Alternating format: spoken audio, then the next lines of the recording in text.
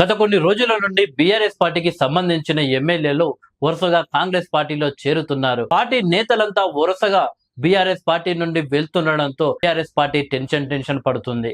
ఇక మిగిలి ఉన్న బీఆర్ఎస్ పార్టీ ఎమ్మెల్యేలను ఎలా కాపాడుకోవాలి అని బీఆర్ఎస్ పార్టీ ప్రణాళికలు సిద్ధం చేస్తుంది. ఇలాంటి సందర్భంలోనే లోక్సభ ఎన్నికలకు ముందు ఆగస్టు 15 వరకు కాంగ్రెస్ పార్టీ రైతు రుణమాఫీ చేస్తే మా పదవులకు రాజీనామా చేస్తామని కొందరు బీఆర్ఎస్ పార్టీ ఎమ్మెల్యేలు ప్రకటించారు. అయితే ఇప్పుడు తెలంగాణ రాష్ట్ర ప్రభుత్వం రైతు రుణమాఫీ చేయడంతో బీఆర్ఎస్ పార్టీ డిఫెన్స్ లో పడ్డది.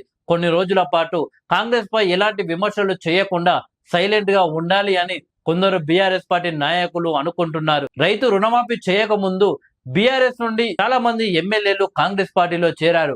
ఇక రైతు రుణమాఫీ చేయడంతో ఊరున గ్రామాన రేవంత్ రెడ్డికి పాలాభిషేకం చేస్తున్నారు రైతుల మనసు రేవంత్ రెడ్డి గారు గెలుచుకున్నారని చెప్పవచ్చు. ఇలాంటి క్రమంలో మరికొందరు బీఆర్ఎస్ పార్టీ ఎమ్మెల్యేలు కాంగ్రెస్ లోకి వెళ్లే అవకాశం ఉంది.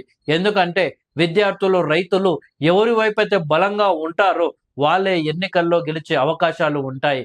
అయితే ప్రస్తుతం రైతులంతా రేవంత్ రెడ్డి వైపే నిలిచే పరిస్థితి ఏర్పడింది. ఈ క్రమంలో బీఆర్ఎస్ నుండి మరికొందరు ఎమ్మెల్యేలు కాంగ్రెస్ లో చేరబోవడం ఖాయమన్న వార్తలైతే వస్తున్నాయి.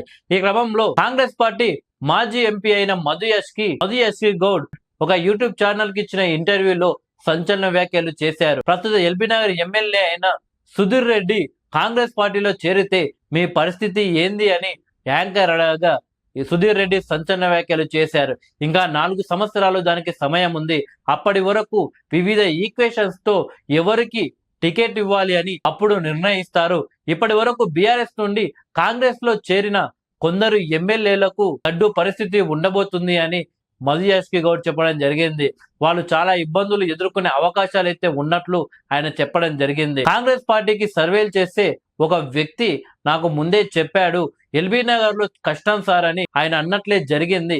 కేవలం ఎల్బీ నగర్ విషయంలోనే కాదు, రాష్ట్రంలో చాలా చోట్ల ఆయన చెప్పినట్లే జరిగింది. సో ఇప్పుడు బీఆర్ఎస్ నుండి కాంగ్రెస్ లో చేరిన ఆ ఎమ్మెల్యేల నియోజకవర్గాల్లో కూడా ఆయన సర్వే చేసి నాకు చెప్పాడు, కొందరికి ఇబ్బందులు మాత్రం తప్పవు అని. సో ఇప్పుడు మధు యాష్కి చేసిన ఈ వ్యాఖ్యలు బీఆర్ఎస్ నుండి కాంగ్రెస్ పార్టీలో చేరిన ఎమ్మెల్యేలను ఇబ్బంది పెడుతున్నాయని చెప్పవచ్చు.